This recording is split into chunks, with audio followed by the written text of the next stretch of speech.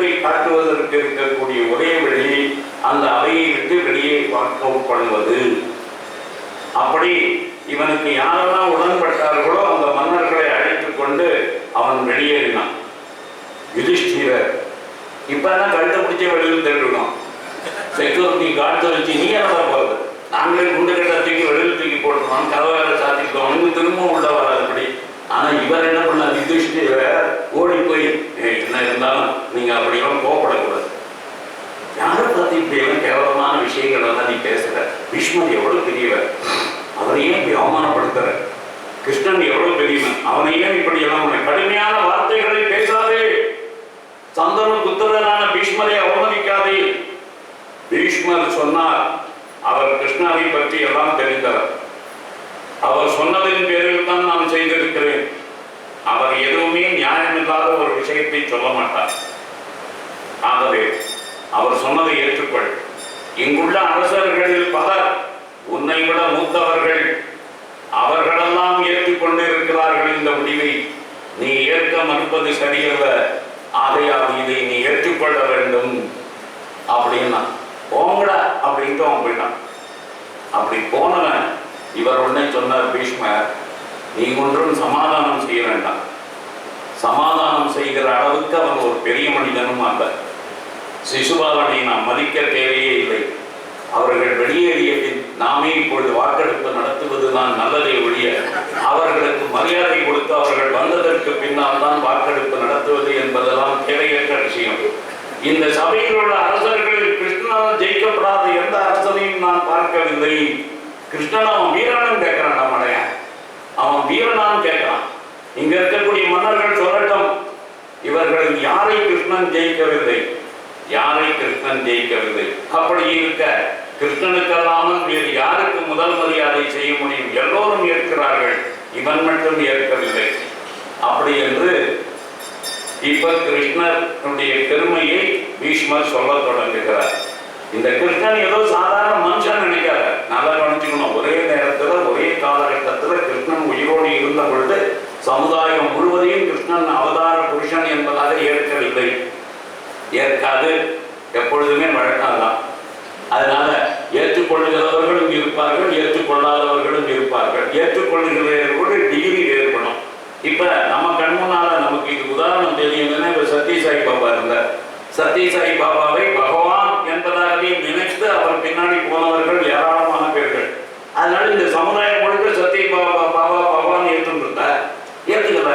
பல பேர் என்ன சொன்னா, சும்மாவான மேஜிக் பண்ணிட்டு இருக்காங்க, எல்லாத்தையும் வரவழைக்கலாம், இதெல்லாம் ஒரு பெரிய ஆன்மீக மடம் அப்படின்னு கேட்டவமா இருக்கதான் இருக்கலாம்.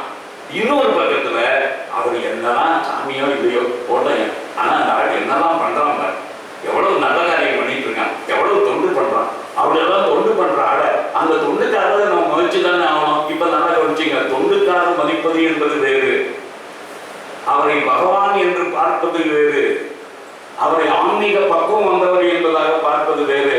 நம்மளால வரவழைக்க முடியாத மோதலத்தை அவர் வரவழைக்கிறார்னு பார்க்கறது வேற. ஆகவே இப்படி எல்லா தரப்பு மக்களும் எல்லா காலகட்டங்களிலும் இருப்பார்கள். 100% அக்செப்டட் ஆச்சாரியன், அக்செப்டட் பகவான் எந்த ஒரு பகுதியிலுமே உலகத்தில் தோன்றியதே கிடையாது. இது நல்ல தெளிவா புரிஞ்சுக்கணும். அதனால இன்னைக்கு நாம கிருஷ்ணனை பகவான் சொல்றோம் பாரத நாடு முழுக்க, ஆனாலும் இன்றைக்கும் கிருஷ்ணனை பகவானாக பார்க்காதவர்கள் பல பேர்கள் இருக்கிறார்கள். நேற்றுக்கு நான் சொன்னேன். அதனால நமக்கு என்ன புரியுதுன்னா, இப்படியெல்லாம் பேசியிருப்பாங்களா அப்படின்னா, இப்ப கிருஷ்ணன் உயிரோடு இருக்கான். இப்ப கிருஷ்ணன் மறைந்து எத்தனையோ ஆண்டுகள் ஆகிவிட்டன. பல யுகங்களுக்கு பின்னால நாம் இன்றைக்கு அவரை பகவான் என்பதாக சொல்லி கிட்டத்தட்ட ஒரு 90% பாப்புலேஷன் ஏற்க முடியாத நிலைமை வந்துருச்சு. ஆனால் அன்றைக்கு அப்படி இல்லை, ஒரு 40-50% கூட. ஏன்னா உயிரோடைய அந்த நம்ம முடிய நடமாடி இருக்கான். அப்படி நடமாடுற ஒருத்தன் ஏதாவது ஒன்று பண்ணினான்னா ரெண்டு விதமா பார்க்கலாம். சும்மா இதெல்லாம் கண்கட்டி வித்தத, கண்கட்டி வித்த. இவன் சொல்றான், ஏண்டா இவன் கொக்க கொண்டாங்கிற கொக்க தான் சொல்றது என்னோட பெரியது. எங்களோட இந்த பிசி சர்க்கார் கூட தான் சொல்லலாம். இந்த பிசி சர்க்கார் மாயாஜாலம் நீங்க வயசானவங்க பார்த்துருப்பீங்க. பிசி சர்க்கார்னு தான் அவன் திடீர்னு ஒரு ஆடை அப்படியே ரெண்டா வெட்டிடுவான். வெட்டி நம்ம கண் முன்னால வெட்டி ரத்தம் விளையும். ஆனா கொஞ்ச நேரத்துல வந்தாலும் உயிரோடய வரும். உயிரோடு இருக்கிறவனை வெட்டவும் முடியும், வெட்டினவனை திரும்ப பழைக்க அவனும் மாயா இதுக்கு ஆன்மீகமெல்லாம் சொல்லவே இல்லை பிசி சர்க்கார், எல்லாமே மாயாஜாலம்னு சொல்லிட்டான். ஆனா அந்த மாயாஜாலத்தை கூட நம்ம கண்ணுனால பார்க்கிற போது இதெல்லாம் என்னடா, இது எப்படி நடக்குது, ஏன்னா நல்ல கண்ணை ஊற்றி பார்த்தாலும் நிச்சயமா இது மாயின்னு நம்ப முடியாது, இது உண்மைதான் நம்பணும் அந்த அளவுக்கு. அதனால இவன் சொன்னா, ஏண்டா இந்த பையன் என்னவோ சின்ன வயசுல கொக்கம் கேட்டப்படனா அதற்கு கொண்டான் இதை கொண்டான்னு சொல்லிட்டு இருக்கீங்க, பூதனையை கொண்டா மண்ணாங்கட்டின்னு என்னடா சொல்லிட்டு இருக்கீங்க, இதெல்லாம் ஒரு பெரிய விஷயம் மாட்டார்.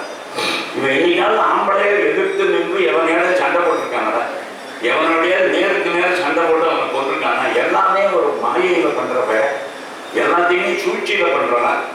இவனுடைய வராக அவதாரத்தை புகழற, என்னமோ இவன் தான் அந்த காலத்துல வராக அவதாரம் எடுத்தாங்கிற, நரசிம்மானம் பிறந்தாங்கிற, கூட என்னடா இருக்கு டாக்குமெண்ட், என்னத்தை வச்சு நீ வராக அவதாரம் இருந்தாங்கிற, பகவான் விஷ்ணுங்கிற, என்ன பைத்தியக்காரத்தம் நீங்க இந்த கதையெல்லாம் இங்க விட வேணாம். இப்ப என்ன வேடிக்கைன்னா, இந்த வெளியில போனா இவனோடு கூடவே சில மன்னர்கள் போனார்கள், அவர்கள் அத்தனை பேரையும் திரும்ப கூட்டிக்கிட்டு கதவு சாத்துறதுக்குள்ள உள்ள வந்துட்டான். என்ன வேடிக்கைன்னா, கதவு சாத்தல நல்லவேளை, யுதிஷ்டிரரே கதவு சாத்த வேண்டாம் வந்துருவானுங்க இந்த பயிர்கள் உள்ள அப்படின்னு தான் வச்சிருந்தாரு. ஏன் திரும்பி வந்தான்னா, நம்ம இல்லைன்னாக்க இந்த பசங்க முழுக்க பூஜையை முடிச்சிருவான், அதனால இந்த யாகத்தை நடக்கக்கூடாது, ராஜசூய யாகத்துல யுதிஷ்டிரன் அதை கம்ப்ளீட் பண்ணக்கூடாது, அதனால நம்முடைய எதிர்ப்பை ஃபுல்லா காமிக்கிறதுக்கு உள்ள இருந்தா தான் நல்லதுன்னு. அதனால எல்லாரும் திரும்ப வந்தாங்க. இப்ப பீஷ்மரை தாக்கி பேசுகிறான் சிசுபாலன். பதில பீஷ்மர் இவனை ரொம்ப சின்ன பையன் சொன்னான், இவனுக்கு என்ன தெரியும் அப்படின்னு. இவன் சொன்னான், கிருஷ்ணன் ஒரு மாயாவி, அவன் நிகழ்த்திய அற்புதங்களை எல்லாம் வர்ணிக்கிறாய், உன்னை பற்றி என்ன சொல்வது, கொன்று புரிகிறது. நீ ரொம்ப நாளா இந்த உலகத்தை ஏமாத்தின்னு இருக்கிற, நீ ரொம்ப நாளா இந்த உலகத்தை ஏமாத்தின்னு இருக்க. அது என்னது, நைஷ்டிக பிரம்மச்சாரி. நைஷ்டிக பிரம்மச்சாரி யாருக்கிட்ட அந்த கதை விடுற, நைஷ்டிக பிரம்மச்சாரின்னு. நிச்சயமா நீ நைஷ்டிக பிரம்மச்சாரி ஒண்ணு இல்லை. ஏன் தெரியுமா கல்யாணம் பண்ணிக்கல, உண்மையிலே நீ ஒரு அடிப்பய, அது உலகத்துக்கு தெரியக்கூடாதுன்னு கல்யாணம் பண்ணிக்கிட்டு அந்த உண்மை வெளியில வந்துருங்கிறதுனால நீ கல்யாணம் பண்ணிக்காம இருக்க. இதான் உண்மை. அந்த உண்மையை மறைப்பதற்காக பிரம்மச்சாரி வேஷம் போடுகிறாய். நீ உண்மையிலே பிரம்மச்சாரியா? தேவர்களை பூஜிப்பது, வேதம் ஓதுவது, வேள்வி புரிவது போன்ற உயர்ந்த தர்மங்கள் அனைத்தும் எவன் ஒருவன் பிள்ளை தரவில்லையோ, அந்த பிள்ளை பெறுகிற தர்மத்தில் 14 ஒரு பங்கு கூட மற்றது தேராது. நம்ம நான் சொன்னேன் அன்னைக்கே, மகாபாரதத்துல இந்த புத்திர பேரு ஒருத்தன் பிள்ளை பெற்றுக்கணும் அப்படிங்கிற விஷயத்தை பல இடங்கள்ல ரொம்ப வற்புறுத்தி சொல்லி இருக்கிறார்கள். என்ற தவம் செய்வதை விட உயர்ந்தது ஒரு பிள்ளையை பெற்றுக்கிறது. அப்படி பிள்ளையை பெற்றுக்காதவனுக்கு எவ்வளவு தவம் செய்தாலும் அது பிரயோஜனம் இல்லை. இந்த விஷயத்தை ஒரு 100 இடத்துலயாவது மகாபாரதம் திரும்ப திரும்ப திரும்ப பல பேர் வாயிலாக சொல்லுகிறது. அதனாலதான் நம்முடைய நாடி நரம்புகளிலேயே அது ஓடி போய் இன்றைக்கும் கூட எல்லா குடும்பங்களிலும் தங்களுக்கு ஒரு பிள்ளை வேண்டும் என்ற உணர்வு எல்லாருக்கும் இருந்து கொண்டே இருக்கிறது. ரொம்ப மோஸ்ட் மாடர்னா இருக்கக்கூடிய ஒரு பெண்ணுக்கு கூட தனக்கு ஒரு குழந்தை பிறக்கணும், அந்த குழந்தைய அவாய்ட் பண்ணணும்னு எவ்வளவு நினைக்கிறாடா. முதல் வருஷம் வேணா அவாய்ட் பண்ணணும்னு நினைப்போம், 2 வருஷம் வேணா ஜாலியாக சுத்திட்டு வருவோம், இப்ப என்ன அவசரம் ரொம்ப. ஆனா இதுவே ஒரு 5 வருஷம் குழந்தை இல்லாம போயிடுச்சுன்னா அவ்வளவுதான் தவிச்சு போடுவோம். எந்த டாக்டர் கன்சல்ட் பண்ணலாம், எங்க போகலாம், என்ன பண்ணலாம். அதாவது இங்க என்ன புரியணும்னா, இதுக்கு ஏன் இவ்வளவு முக்கியத்துவம் கொடுக்கிறோம்? உலகம் முழுக்க கொடுக்குது, நாம மட்டும் இல்ல, இந்துக்கள் அதிகமாகவே கொடுக்கிறார்கள். நாம அதோடு கூட இதோட இந்த ஆன்மீகத்தையும் சேர்த்துக்கிட்டோம்.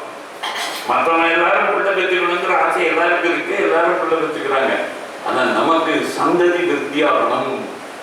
நாளைக்கு அவன் பித்திருக்கர்மா செய்யறதுக்கு நமக்கு பிள்ளை இருக்கணும், குடும்பத்துல ஒரு பிள்ளை இருந்தாகணும். அந்த பரம்பரை அற்று போச்சுன்னா அதுக்கப்புறம் இவாளுக்கு அங்க கதி மோட்சம் கிடைக்காது. இப்படி எல்லாம் ஒரு நம்பிக்கை. அதனால இவன் சொன்னா, நீ குழந்தையை பெற்றுக்காதான். ஆனா நல்லா கவனிச்சீங்க, அவனுக்கு அந்த சத்தியம் பண்ணுகிற போதே பீஷ்மர் ஒரு விஷயத்தை உறுதியாக அதையும் சேர்த்துத்தான் சொன்னார். என்ன சொன்னார்?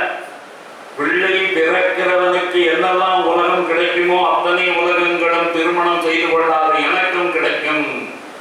அதனால அது ஒன்றும் கவலையே இல்லை. இது பின்னாடி அவர் சாகிற போது கிருஷ்ணன் சொல்லப்பான்.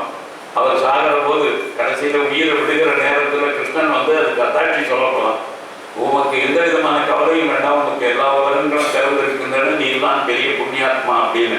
அதனால இந்த விஷயத்துல இவனுக்கு ஆத்திரம், அந்த ஆத்திரத்துல என்ன பேசுறோன்னே தெரியாம பல நேரங்களில் மனிதர்கள் ஒரு அவையில பேசுகிற பேச்சு, செய்கிற செயல் எல்லாமே எப்படி இருக்குன்னா, எவ்வளவு ரிஃபைண்டா இருந்தாலும் அந்த மனுஷனுக்கு ஒருத்தர் மேல ஆத்திரம் வருகிற போது அந்த சபையறிந்து பேச மாட்டார்கள், அல்லது வார்த்தைகளை யோசித்து பிரயோகிக்க மாட்டார்கள்.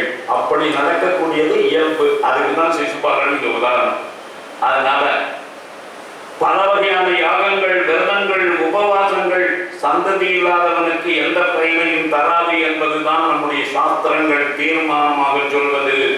அப்படிப்பட்ட உயர்ந்த பாக்கியத்தை பெறாத அற்ப பதறு நீ என்ன பத்தி சொல்றது? சின்ன பையன் கேடு தட்டி போன அன்னப்பறவை மற்ற பறவைகளை ஏமாற்றி முற்றைகளை தின்று வந்தது. இது நம்ம ஊர்ல நிறைய கதைகள் இது மாதிரி இருக்கு. ஒரு திருட்டு பூனை, அது மாதிரி திருட்டு பறவை, அதை எப்படி முட்டைகளை தின்னுட்டே வரும் அப்படின்னு சொல்லிட்டு நான் பார்த்துக்கிறேன், நீங்க போயிட்டு வாங்கன்னு சொல்லிட்டு அந்த மாதிரி இனி செய்து கொண்டு இருக்கிறாய். அந்த அன்னத்தை போன்று கபடமாக நடிப்பவன் நீ.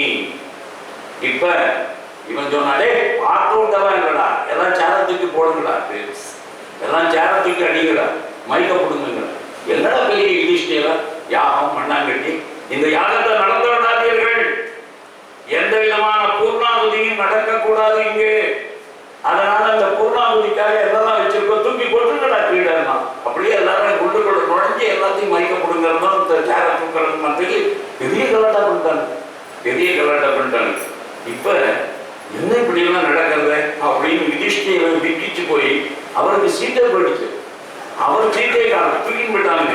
என்னடா அதெல்லாம் உனக்கு எங்க பெரிய சீட்டு வந்து கிடைக்கல, சீட்டுட்டாங்க. இப்ப அவர் சொன்னார், பீஷ்மர் நீ ஒன்றும் கவலைப்படாது, நாம யாரும் ஒன்றும் பண்ண வேண்டாம், நாம அத்தனை பேர் அமைதியா அப்படியே உட்காந்துருப்போம், என்ன வேணா நடக்கட்டும், பேர் என்ன அநியாயம் நடந்தாலும் முடிவில் பார்த்துப்போம், நீ ஒன்றும் கவலைப்படவே படாது, நாம எல்லாரும் சீட்டை விட்டு எழுந்திருக்க வேண்டாம், எல்லாருமே அவங்க சீட்டை உட்காந்துருக்கேன். எல்லாரும் அமைதியாக இருந்தார்கள். இவர்கள் இவங்களுடைய குரூப் மட்டும் ஆட்டம் போட்டது. இந்த சிசுபாலனுடைய குரூப், பீஷ்மர், சிசுபாலா, இந்த அரசர்களை நாம் துரும்பாக கூட மதிக்கவில்லை. நீ எந்தெந்த ராஜாக்களெல்லாம் இப்ப அணி சேர்த்துக்கிட்டே என்கிட்ட தகராறு பண்ணுவதற்காக வந்து இருக்கிறாயோ, இவர்களில் யாரையும் நாம் மனுஷனா கூட மதிக்கிறது இல்லடா. எனது இடது கால தூக்கி அவங்க தலையில வைக்க யாரு? பீஷ்மர். நல்லா கவனிச்சிங்க. இது ஏதோ ஒரு ஆள் ஏதோ எங்கேயோ சொன்ன வார்த்தை இல்லை. அந்த காலத்துல பீஷ்மரே அந்த அவையில அத்தனை பேருக்கு முன்னாடி யாரெல்லாம் கிருஷ்ணனை எதிர்க்கிறானுங்களோ, யாரெல்லாம் எனக்கு எதிர்த்து பேசுறானுங்களோ அவன் தலையில நீ இடது கால தூக்கி வைக்க அப்படின்னு உடனே எல்லா ராஜாக்களுக்கும் கோபம் வந்துருச்சு. அதனால இப்ப சிசுபாலன் தலைமையில இந்த பீஷ்மன் ஒரு பாவி, கர்வம் பிடிச்ச பையன், கைட்டு பையன், இவனால என்னடா செய்ய முடியும், நாம தான் நல்ல வயசுல இருக்கோம், இவன் என்ன பண்ணிடுவான் நம்மள, அதனால யாக பசுவை கொல்வதை போன்று நாம் அனைவரும் ஒன்று சேர்ந்து இவனை கொல்வோம், நெருப்பு மூட்டி எரிச்சிருவோம்டா, வாங்கடா அப்படின்னு. இப்ப எல்லாருமாக பீஷ்மர் மீது பாய்வது என்கின்ற ஒரு நிலைமைக்கு வருகிறார்கள். இப்ப யுதிஷ்டிரர் பீஷ்மரிடத்துல, பிதாமகரே, இந்த அரசர்கள் அத்தனை பேரும் இவ்வளவு சேரி தூக்கி போட்டோம்னா நமக்கு எது என்ன ஆகுது, அதனால இப்போது நான் என்ன செய்வேன், எதை செய்தால் என் யாகத்திற்கு இடையூறு ஏற்படாமல் மக்களுக்கு துன்பம் உண்டாகாமல் இருக்கும் அதனை கூறுவீர்கள் அப்படின்னு. நீ பேசாமல் நீ நானும் செய்யறதுக்கு இதுல ஒண்ணுமே கிடையாது, அப்படியே சைலண்டா இருந்தப்போ, அமைதியா இருந்தப்போ, தூங்குகின்ற சிங்கமாகிய கிருஷ்ணனை கண்டு நாய்கள் குறைக்கின்றன, அதனால நீ குறைக்க விட்டுரு, அவன் என்ன பண்ணிக்கணும். நிச்சயமாக இப்ப பீமனுக்கு ஆத்திரம் வந்துச்சு, அவனால தாங்க முடியல, அதனால சிசுபாலனை நோக்கி அவன் பாயிரம். பீமனிடத்துல பீஷ்மர் கூறினார், நீ சைலண்டா இருக்கா, அவன் உன்னை ப்ரொவோக் பண்றதுக்குமே பண்றான், இவ்வளவு ப்ரொவோகேஷனையும் எவ்வளவுக்கு எவ்வளவு அமைதியாக இருக்கிறோமோ அப்பதான் அமைதியா வாக்கெடுப்பு முடிஞ்சு நாம தான் இலக்கா இருக்கோங்கிறத சொல்ல முடியும். அதனால யாரும் வந்து சீட்டை விட்டு அசைஞ்சிடாதீங்க, அதனால வாயை மூடிட்டு உட்காருங்க அப்படின்னு பீமன் கிட்ட அவன் சீட்டை தூக்கின்னு போயிட்டான், அடிக்க போயிட்டான். பேசாம இருக்காங்க. ஏன் பேசாம இருக்கணும்னு நினைக்கிறீங்க? டேய், பார்த்துக்க வேண்டியவன் பார்த்துப்பேன், இங்க உட்கார்ந்து இருக்கான் பாரு கிருஷ்ணன், இது அவன் கணக்குடா, அவன் கணக்கு அவன் முடிச்சுப்பான், நீ ஏன் கவலைப்படுற, நீ நானும் இதெல்லாம் செய்ய போறோம் அப்படின்னா என்ன சொல்றீங்க? அப்ப அந்த இடத்துல பீஷ்மர் இந்த சிசுபாலன் யார், இந்த சிசுபாலனை கிருஷ்ணன் ஏன் வதம் செய்ய போகிறான் அப்படி என்கின்ற அந்த வரலாற்றை, சிசுபாலனுடைய வரலாற்றை சொல்லுகிறார். சேதி தேசத்தினுடைய மன்னனுக்கு சிசுபாலன் பிறந்தான். அம்மாவனுடைய பெயர் ஸ்ருதஸ்ரவா. வசுதேவருக்கு ஒன்று விட்ட சகோதரி. அதாவது கிருஷ்ணனுடைய அப்பாவுக்கு சித்தப்பா பொண்ணு. ஒரு அத்தை முறை இவனுக்கு வேணும், கிருஷ்ணனுக்கு அத்தை முறை வேண்டும்.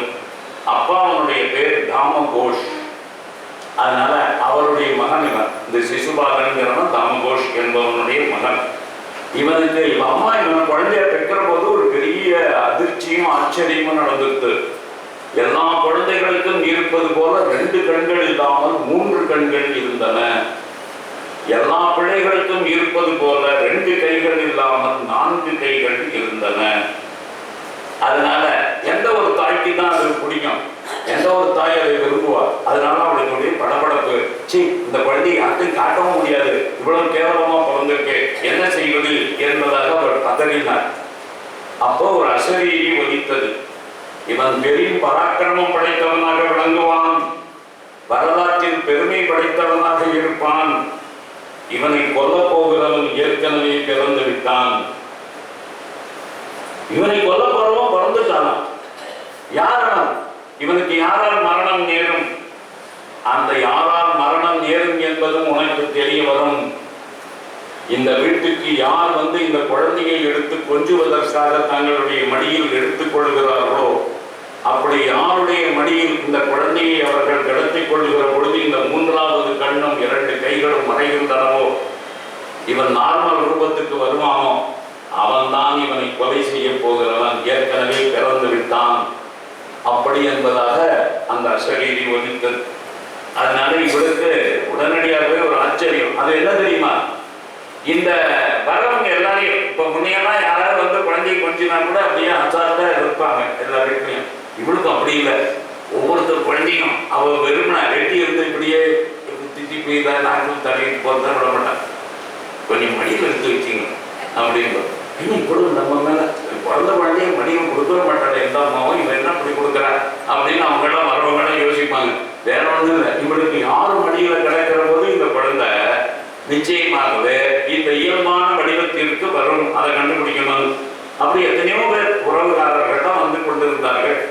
அந்த குழந்தை பிறந்த உடனே வருவார்கள். சில பேர் 3வது நாள் வருவான், 5வது நாள் வருவான், அப்புறம் இன்னைக்கு வருவான், புண்ணியார்த்தனுக்கு வருவான். ஏகப்பட்ட பேர் வந்துகிட்டே இருக்காங்க. நாமகரணத்திற்கும் வந்தார்கள். அதுக்கப்புறம் அதுக்கெல்லாம் வர முடியாததை என்பதாக சொல்லி திடீர்னு ஒரு நாளைக்கு கிருஷ்ணன் வந்தான். அத்தை, உனக்கு பிள்ளை பிறந்த உடனேயே வந்து பார்க்கணும்னா எனக்கு தகவல் வந்தது, வரணும் அப்படின்னு தான் நினைச்சேன். ஆனா வர முடியல, நான் கொஞ்சம் பிஸியா இருந்துட்டேன். அதனால என்ன இப்ப நான் வந்து பார்த்துட்டு போறேன் அப்படின்னு சொல்லிட்டு வீட்டுக்குள்ள வந்துட்டான். உடனே இவன் வழக்கம் போல எல்லாரும் மடியிலையும் குழந்தையை கிடத்துவார். ஆனா நிச்சயமா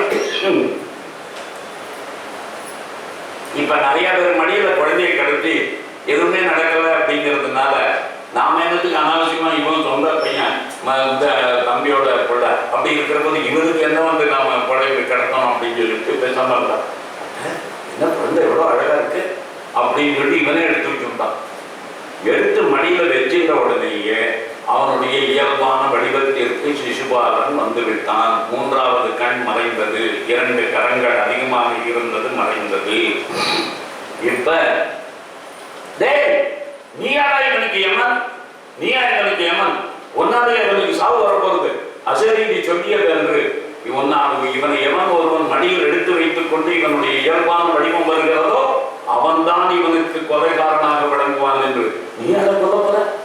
உங்க சொந்த அர்த்தம் பண்ணி நீ அதை கொல்ல போற? எந்த அர்த்த எதை பைத்தியகாரத்தனமா பேசுற? நான் ஏதோ கொஞ்சம் சொல்லி குழந்தை எடுத்து மடியில் வச்சிருந்தா நீ என்னமோ அசரீரி சொல்லிட்டு அது சொல்லி உங்க அசரீரி சொன்னது எனக்கு தெரியுமா? எனக்கு தெரியுமா? உங்க அச்சரியை உங்க வீட்டுல என்ன சொல்லிருக்குன்னு எனக்கு தெரியுமா? இல்ல நான் தான் கொள்ளக்காரன்னு அந்த அச்சரியை சொல்லிட்டா இல்லையே.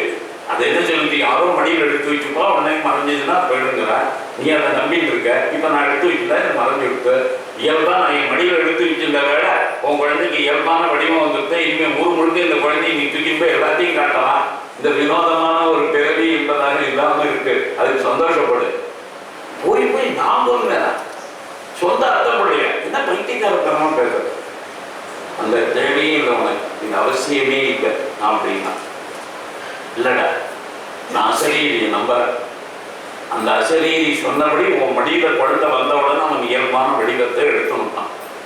எப்ப அது உண்மையாச்சோ அப்ப நிச்சயமா அது அடுத்தாப்புல சொன்னது உண்மையாத்தானே இருக்கணும். அதனால எனக்கு சத்தியம் பண்ணிக்கொடு, இப்ப எனக்கு சத்தியம் பண்ணிக்கொடு, என் பிள்ளைய எந்த காலத்திலையும் நான் கொல்ல மாட்டேன்னு சத்தியம் பண்ணு, வேற ஒன்றும் வேண்டாம், சத்தியம் பண்ணி கொடுத்து ஒன்னாவே எனக்கு சாவு வராதுன்னு சொன்னா போதும். என்னத்தை திரும்ப திரும்ப உலகத்துல என்னைக்காவது ஒரு நாளைக்கு எல்லாருக்கும் இடையிலும் ஏதாவது பிரச்சனை வந்தே தீரும். அந்த பிரச்சனை எந்த அளவுக்கு கொண்டு போய் முடியும் அப்படின்னு நாம எப்படி இன்னைக்கு டிசைட் பண்ண முடியும்? ஆனா உனக்கு நான் இப்ப ஏதாவது ஒரு அஷூரன்ஸ் கொடுக்கணும்னா ஒண்ணு கொடுக்க முடியும். அது என்ன தெரியுமா? இவனுக்கும் எனக்கும் அப்படி ஒரு பிரச்சனை வறுமையானால் 100 முறை இவன் நெறி பிறழ்ந்து என்னிடத்தில் நடந்து கொண்டாலும் கூட, என்னுடைய தன்மானத்தையே பாதிக்கக்கூடிய முறையில் இவன் பேசினாலும் கூட, நடந்து கொண்டாலும் கூட 100 தவறுகளை நான் மன்னிப்பேன். அந்த 100 தவறுகளுக்கு மேல போனாதான் உங்களை எந்த 100 தப்பா பண்ண போறான், எனக்கு அவனுக்கு அப்படி என்ன பகமை இன்னைக்கு தேதியில ஒண்ணும் கிடையாது. அப்படி ஒரு கால் நீ பயப்படுவது போல ஏதாவது ஒண்ணு வந்தா கூட உனக்கு நான் கொடுக்கக்கூடிய உறுதி இது ஒண்ணுதான். 100 தப்புக்கு மேல இவன் பண்றது வேண்டிய அவசியமும் கிடையாது, நான் அவனை கொல்றதுக்கு ஐடியாவும் கிடையாது. ஆனால் நீ எப்ப இப்படி பயப்படுறியோ அதுக்காக இப்படி சொன்னேன், அது போறேன். இப்ப இது சத்தியம் பண்ணி கொடுத்தவர் 100 தப்பு பொறுப்பேன்னு அது பொறுப்பேன். ஏன்னா நிச்சயமா 100 தப்புக்கு மேல எங்குள்ள உங்ககிட்ட அப்படி தப்பு நடந்துக்க வேண்டிய அவசியமும் வராது. அப்படி வந்தாலும் கூட 100 தானே இங்க நடந்துட்டு போறான், அதனால பேசாம விட்டுருந்தா. இப்ப சிசுபாலன் என்ன பண்ணிட்டான், இந்த சிசுபாலன் பற்றி பேசுகிற பொழுது கிருஷ்ணன் எழுந்திருந்து ஒரு வார்த்தையை சொன்னான். இந்த சிசுபாலனுக்கும் எனக்கும் இருக்கக்கூடிய பகை பல காலம் முன்னதாகவே தொடங்கிவிட்டது. இவன் ருக்மணியை திருமணம் செய்து கொள்ள விரும்பியவன், என்னுடைய மனைவி ருக்மணியை திருமணம் செய்து கொள்ள விரும்பியவன். ஆனால் ருக்மணி என்ன ஆசைப்பட்டார், அதனால எனக்கு கடுதாச்சு அனுப்பிச்சார். அதனால இவனுடைய திருமணத்திற்கு முன்னதாக அவளை நான் கடத்தி கொண்டு போய் திருமணம் செய்தேன். இவன் அன்னிலிருந்து எனக்கு பகைவன், இவன் அப்படி எத்தனையோ தவறுகளை செய்திருக்கிறான்.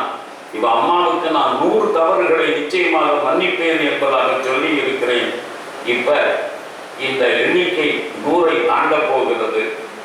அதனால இவனை தண்டிக்க போவது இந்த அவையில் தான் இது நடக்கும் அப்படின்னா, மானங்கட்டவன் எங்கேயாவது எவனாவது ஒரு பப்ளிக் போறதுல இப்படி ஒரு அவையை கூட்டி வச்சுட்டு இத்தனை பேர் இருக்கிற போது என் கொண்டாட்டி இவன் தான் கல்யாணம் பண்ணிக்கிறதா இருந்தாலும் எவனாவது சபையில சொல்லுவாங்கடா, எவனாவது சபையில சொல்லுவாங்க.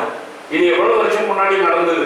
அதுக்கப்புறம் அவன் கொண்டாட்டியா இருக்க இன்னைக்கு உலகத்துல எவனுக்குமே இந்த கதையை தெரியறதுக்கு சான்ஸ் கிடையாது. நீ மாட்டிக்க இப்ப அத்தனை பேர் முன்னாடி உன் கொண்டாட்டி என்னதான் கல்யாணம் பண்ணிக்க இருந்தா நீ தூக்கின்னு போயிட்ட அப்படின்னு நீயே சொல்ற. கேவலமாக்கு எந்த புருஷன் தன் மனைவியை வேற ஒருவன் விரும்பினான் என்று மற்றவர் முன்னிலையில் வெட்கம் இல்லாமல் கூறுவான்.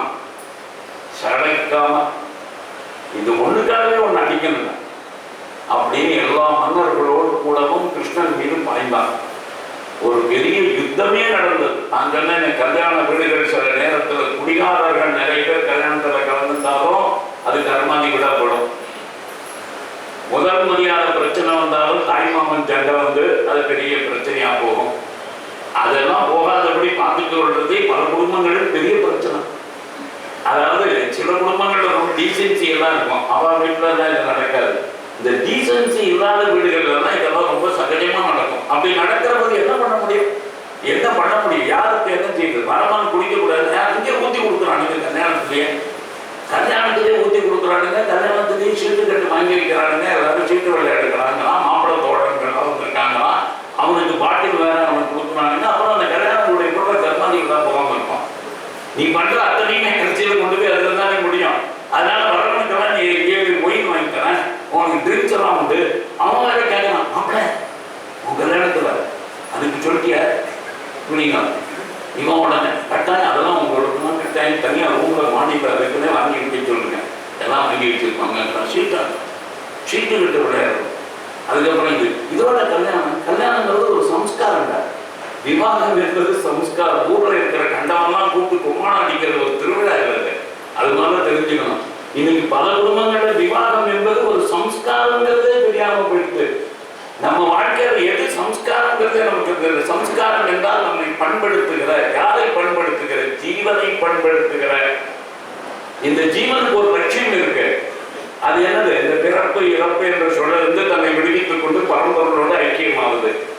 அதுக்கு இடையில இந்த ஜென்மா வந்திருக்கு. அப்ப இந்த ஜென்மாவிலையும் எனக்கு கர்ப்பாதானத்தில் இருந்து சேத்திர சம்ஸ்காரம் என்பதாக பெற்றோர்கள் செய்து கொள்கிறார்கள். பும்சவனம், சீமந்தம் எல்லாம் அவ பண்றார். அதுக்கப்புறம் குழந்தை பிறக்கிறது. அதுக்கப்புறம் அந்த ஜீவனுக்கு நேரடியான சம்ஸ்காரங்கள். அதுக்கு முன்னாடி அந்த ஜீவன் எந்த ஒரு சேத்திரத்துல இருக்கோ அதுக்கு சம்ஸ்காரம். 3 சேத்திர சம்ஸ்காரம் சொல்லி இருக்கு. கர்ப்பாதானம், பும்சவனம், சீமந்தம். அதுக்கப்புறம் அந்த குழந்தை பிறக்கிறது ஜாதகர்மா, நாமகரணம், இப்படி வரிசையா. அப்படி அந்த அதை எதுக்காக பண்றோம்? ஒரு ஜாதிக்காக.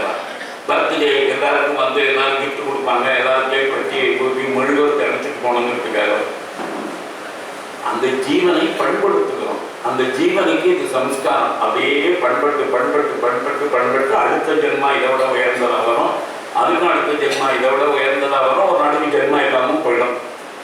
அந்த நிலைக்கு உயர்த்துவதற்காக. ஆனா நாம அதெல்லாம் புரிஞ்சுக்காம பண்றோம்ல. இப்ப இவ்வளவு பெரிய விஷயம். ஒரு ராஜாவுடைய சக்கரவர்த்தியினுடைய இல்லத்துல ஒரு சின்ன சம்பவம், ஒரு முதல் மரியாதை, அது கடைசியில அந்த ராஜசூரிய யாகம் நிறைவு பெறாமலேயே தடுத்து விடுமோ என்கின்ற அளவுக்கு ஒரு கொலைக்களமாக, போர்க்களமாக அது மாறிவிட்டது. அப்ப எல்லாருமே அந்த ஹாலுக்கு வெளியே வந்துட்டாங்க. எல்லாரும் வெளியில கிரவுண்ட்ல சண்டை போட ஆரம்பிச்சுட்டாங்க. சண்டை போட்டோம்னா மன்னர்கள் அத்தனை பேரோடையும் சண்டை. பீமன் சண்டை போட வேண்டிச்சு. கிருஷ்ணன் தான் ஒருத்தனா தனி நபராக இருந்து கொண்டு வேற சண்டை போடுகிறான். கடைசியில் சிசுபாலனுக்கும் அவனுக்கும் ஒண்டி சண்டை. அப்ப சடைக்காம ரொம்ப நேரம் சண்டை நடந்தது. கடைசியில இவனை கொல்ல வேண்டிய நேரம் வந்துவிட்டது என்பதாக சொல்லி தன்னுடைய சக்கராயுதத்தினால அதை பிரயோகம் செய்த. சக்கராயுதம்னா என்னன்னு சொன்னேன், பூமராம். அதாவது இது ஒரு வெப்பன். இது சக்கராயுதம்னா சுவாமி கையில ஏதோ அலங்காரத்துக்காக வச்சிருக்காப்புல இருக்கு. அப்படி மகாவிஷ்ணு கையில ஒரு சக்கரம் இருக்கு, சுதர்சன சக்கரம் அப்படின்னு நினைக்க கூடாது. இப்ப இந்த இதுக்கு பேரு என்னன்னு கேட்டாக்க ஒரு பூமராம் வெப்பன். அப்படின்னா என்ன அர்த்தம்? எத்தனையோ வெப்பன் இருக்கு. இந்த வெப்பனுக்கு என்ன பெருமைன்னா, நான் முக்தம் அமுக்தம் அந்த அன்னைக்கு அதெல்லாம் சொன்னேன். என்ன மாதிரி வெப்பன்ஸ் எல்லாம் இருக்குன்னு. இன்னைக்கு இந்த வெப்பனுக்கு என்ன சிறப்புன்னா, இது கையில இந்த ஒரு விரல்ல வச்சுக்கணுங்க. இது சும்மா இந்த நம்ம ஊர்ல இந்த இதுக்கு விளையாடுற சக்கர விளையாட்டுக்குள்ள இதோ காய்ச்சிக்கல சின்னதாக ஒன்று பண்ணி சுத்துறது இல்லை கைய. ஒரு பெரிய இரும்புனால எஃகுனால ஆகப்பட்ட ஒரு பெரிய வெப்பன். அதுல ஷார்ப் பிளேட்ஸ் இருக்கு. அதை கையில வச்சுக்கிட்டு சென்டர் பாயிண்ட்ல சுத்தணும். இதை எவ்வளவு வேகமாக ஒருத்தன் சுத்துக்கிறானோ அந்த போர்ஸுக்கு ஏற்ற மாதிரி இதை அடிக்கணும். அப்படி அடிச்ச உடனே எதிரியை போய் எந்த ஒரு பாயிண்ட் நீ சொல்றியோ டார்கெட் பண்றியோ அந்த பாயிண்ட்ல போய் அதை அடிச்சு அவன் கழுத்தா இருக்கும். அதை அறுத்துட்டு அதே வேகத்துல திரும்பி வரும். இப்ப என்ன பிரச்சனைனா, பூமராங்னு இங்கிலீஷ்ல ஒரு வார்த்தையே இருக்கிறதுக்கு, நீ எவனோ மீறி ஏவுகிற வெப்பன் உண்மையிலே திரும்ப தாக்குவது அப்படின்னு பேர். இங்கிலீஷ்ல பூமராங்குக்கு அர்த்தம் என்ன தெரியுமா? நீ யார் மீதோ ஏவுகிற ஒரு வெப்பன் உன்னையே திரும்ப தாக்குவது. இப்ப நாம யாருக்கும் ஒண்ணு பண்ணி அவங்க அழிச்சுதான் நினைச்சுட்டு இருக்கோம். ஆனா நீ அவனுக்கு என்ன பண்ணியோ அதுவே உன்னை திரும்ப தாக்குறதுக்கு பாருங்க. அதுக்கு பேர் பூமராங் இங்கிலீஷ்ல. ஆனா boomerang is also a weapon. இப்ப இத திரும்ப பிடிக்கணும். இதை சுழட்டி வீசி அடிச்சது மட்டும் இல்லை, அது தானா அந்த ஸ்பீடு வேகத்திலேயே திரும்பி வரும் ரிட்டர்ன்ல. அப்படி வருகிற போது இதை திரும்ப அதே மையப்புள்ளியில கையை அந்த விரலை கொடுத்து அந்த விரல அதை பிடிக்கும். இது வரைக்கும் கிருஷ்ணன் எக்ஸ்பர்ட் இந்த விஷயத்துல. இப்பவும் மகாபாரதத்தை பொறுத்த வரைக்கும், வியாசரை பொறுத்த வரைக்கும் அடிச்சா அவனை கொலை பண்ணியது திரும்ப கையில் அமர்ந்து கொண்டது முடிஞ்சு போயிடுச்சு. ஆனா இந்த இடத்துல பாரத தேசத்தில் இருக்கக்கூடிய மற்ற பாரத லோக்கல் தர்ஷன்ஸ் எல்லாம் இருக்கும் இல்லையா, அதுல இந்த இடத்துல ஒரு அருமையான கற்பனையை சேர்த்திருக்கிறார்கள். இந்த கற்பனை என்னன்னாக்க, இவன் இப்படி அடிச்சான், அவனை கழுத்தை அறுத்தது, அது திரும்ப இவனுடைய விரல்ல அப்படி உட்காருகிற போது இவனுடைய கை விரல அப்படியே வெட்டிடுச்சு. இந்த கை விரல வெட்டின உடனே அந்த அவையில பக்கத்திலேயே இருக்கக்கூடிய திரௌபதி யாரும் எதிர்பார்க்காத அளவுக்கு தான் பெரிய மகாராணியாக இருக்கக்கூடிய ஒருத்திக்கு அவருடைய எவ்வளவு பெரிய பட்டுப்புடவை கட்டி விட்டுருப்பாங்கன்னு தெரியும். அப்பேற்பட்ட பட்டுப்புடவை அப்படியே கிழிச்ச அவையில உடனடியாகவே அவனுடைய கைக்கு கட்டு போடுகிறாள். அதாவது உடனே டாக்டர்கிட்ட சொல்லுங்க, உடனே பேண்டேஜுக்கு சொல்லுங்க,